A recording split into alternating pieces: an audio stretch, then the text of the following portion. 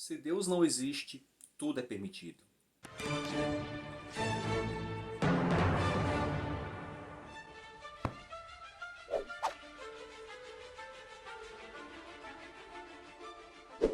Fala pessoal, bem-vindos ao canal Ler é Preciso. Eu me chamo José Lopes. Nesse vídeo falarei sobre a grande obra-prima do talvez maior escritor russo, Fyodor Dostoiévski. A obra chama-se Irmãos Karamazov. Esse livro, o que eu tenho aqui em mãos, é da editora 34, é um box, tá? Com dois volumes. Dois volumes bem volumosos, né? Permitam aí a redundância, que somando os dois dá quase 1000 páginas. O livro, gente, assim, eu vou tentar não dar tanto spoilers, mas o livro trata-se de uma família, já está dizendo, Irmãos Karamazov, onde o patriarca, que é chamado de Fyodor Pavlovich, ele é um homem que ele vive a sua vida da maneira que mais lhe agrada, né? Ele é uma pessoa que não tem questões morais, éticas, ele vive realmente o hoje e na luxúria, na bebedeira. E ele tem três filhos, o Dmitri, o Ivan e o Alexei. Interessa que também é chamado de Alyosha, como seu apelido. É interessante que esses três filhos retratam bem o homem ali europeu, o homem russo principalmente, ali em meados do século XIX. Dmitri, que é o primogênito, é aquele que vive a sua vida como pai, né? Nas bebedeiras, vivendo o hoje, vivendo da maneira que ele bem entende. Tem problemas financeiros, tem brigas, né, sobre herança com o pai. Já o segundo filho, que é o Ivan, ele é o homem racional, intelectual, ele é cético. No entanto, ele é uma pessoa intelectual e que questiona a fé, questiona a moral cristã daquela época. E dele é a famosa frase, né? Se Deus não existe, tudo é permitido.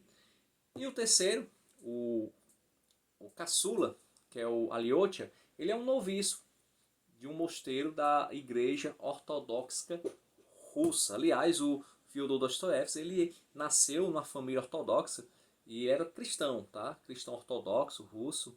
E nas suas obras, não só essa, mas nas outras, ele sempre aborda temas relacionados a livre-arbítrio, bem e mal, moralidade, ética, cristianismo, entre outros assuntos. O livro é um livro que, digamos assim, se você é uma pessoa que não gosta de ler, que não tem costume de ler obras volumosas, é um livro que talvez não seja para você agora. É um livro que em alguns momentos ele é cansativo. Para você ter uma ideia, existem aqui diálogos que são 40, 50 páginas, monólogos muito grandes. Então, para quem tem hábito da leitura, é uma leitura difícil. Para quem não tem, é mais difícil ainda. Mas qual é, digamos assim, o grande mérito do livro Irmãos Karamazov? É considerado por alguns como o maior romance já escrito, né, da história. O grande mérito dessa obra é porque ele consegue descrever a personalidade de cada personagem de maneira muito peculiar, de maneira bastante complexa. É incrível como Dostoiévski ele cria personagens tão humanos e complexos. Ele realmente ele entra na mente dos seus personagens, né? Ele cria o personagem e você consegue entender como esse personagem é. Você até acha que é alguém que já existiu, que não é um personagem fictício, que realmente é uma pessoa que já existiu. Tal a complexidade desses personagens. Então a trama ela vai tratar de um assassinato, vou dar aqui um spoiler, não tem como não dar, do patriarca, e o irmão, o filho mais velho, é acusado desse crime. Então vamos ter um julgamento, e o que é interessante é que nesse julgamento não fica claro se realmente foi o Dmitri que cometeu o assassinato ou não. Você vê que o Machado de Assis, no seu livro Dom Casmurro, também tem, né, essa questão. Capitu, no livro Dom Casmurro, Capitu traiu ou não Bentinho? Machado de Assis foi profundamente influenciado por Fyodor Dostoiévski. Fyodor Dostoiévski é do realismo russo, né? O Machado de Assis era um daqueles que inaugura o realismo brasileiro. Ok? Então o Dostoiévski vai, nesse seu livro, O tema principal é isso, é a família, quem matou ou não o Fyodor. Só que durante a história nós temos várias outras histórias. É um romance muito longo, então nós temos várias outras histórias paralelas, mas no final todas convergem para uma história só. O que eu acho interessante também, o ponto alto desse livro, é um diálogo que acontece entre o Ivan, que é o irmão do meio, que é o intelectual, o cético, e o caçula, o noviço da Igreja Ortodoxa Russa. Eles vão para uma taverna e eles começam a dialogar. E Alyosha quer saber por que Ivan ele nega a Deus, a existência de Deus. E Ivan diz que ele não nega a Deus, mas ele não aceita o mundo criado por Deus, digamos assim. E ele começa a falar sobre as atrocidades que acontecem, as injustiças, principalmente com crianças. E ele cita casos que, segundo eu pesquisei depois, o Dostoiévski ele tinha um jornal, tá? Ele tinha um jornal e muitos casos de homicídios, de maus-tratos de crianças naquela época eram publicados no seu jornal e ele usou na sua obra. E são assim, é de gelar o seu sangue, é de realmente o seu sangue congelar nas suas veias, o relato minucioso das injustiças, da maldade humana nos casos que ele relata. Aqui nós temos questões teológicas, como a Teodiceia. A Teodiceia é justamente tentar explicar como um mundo criado por um Deus bom, como esse mundo ele é tão mau, como é possível haver tanta maldade em um mundo criado por um Deus bom. Então veja que já no século XIX, já esses questionamentos, né, muito presentes ali na Rússia e também na Europa. Aliás, os três filhos do Fyodor Pavlovich, ele retratam bem o homem daquela época. O homem dissoluto, nas suas vaidades, no seu pecado. O intelectual, que rejeita a existência de Deus. E aquele homem que busca sentido ainda para a sua vida, busca na fé sentido para o caos em que ele vive. Tá? Então, esse diálogo, assim, eu já reli algumas vezes só o diálogo, porque é incrível. E também outra parte bem interessante desse diálogo é uma poesia feita por Ivan, que é sobre o Grande Inquisidor. Você pode pesquisar aí no Google, o Grande Inquisidor, que é uma poesia feita por Ivan, onde Jesus ele retorna à Terra na Idade Média e ele é preso por um inquisidor da Igreja Católica ali na Espanha. E esse diálogo entre o grande inquisidor e Cristo também é bastante interessante.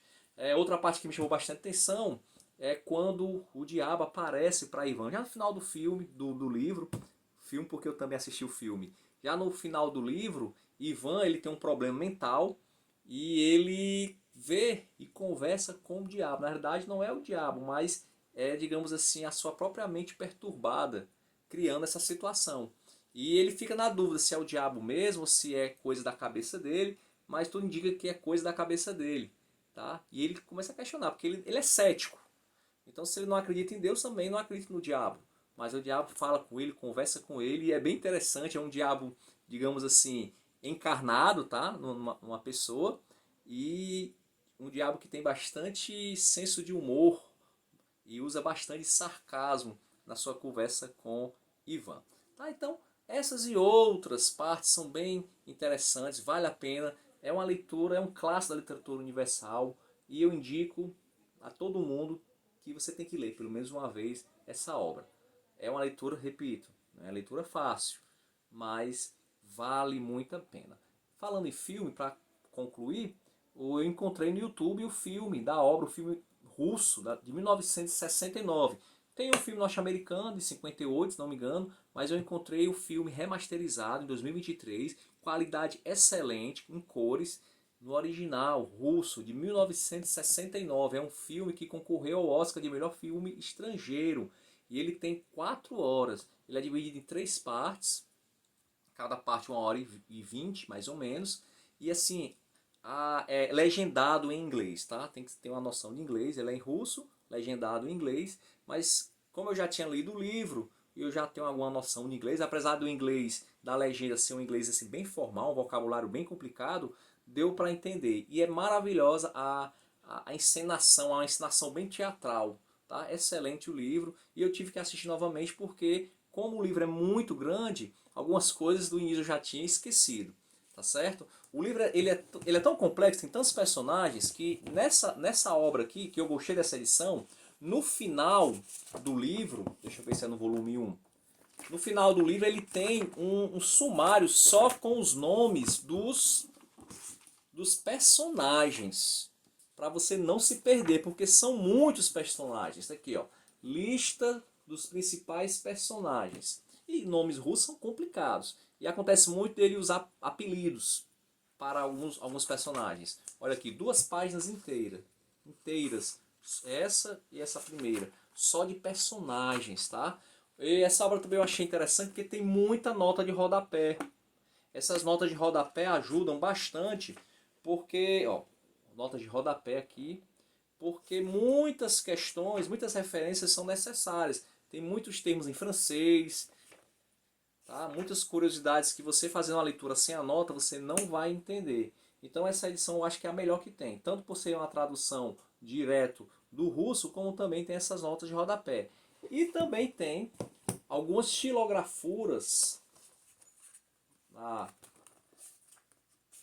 ao longo da obra, feitas por Ulisses Boscolo. Então é um livro também que tem algumas ilustrações que também são interessantes.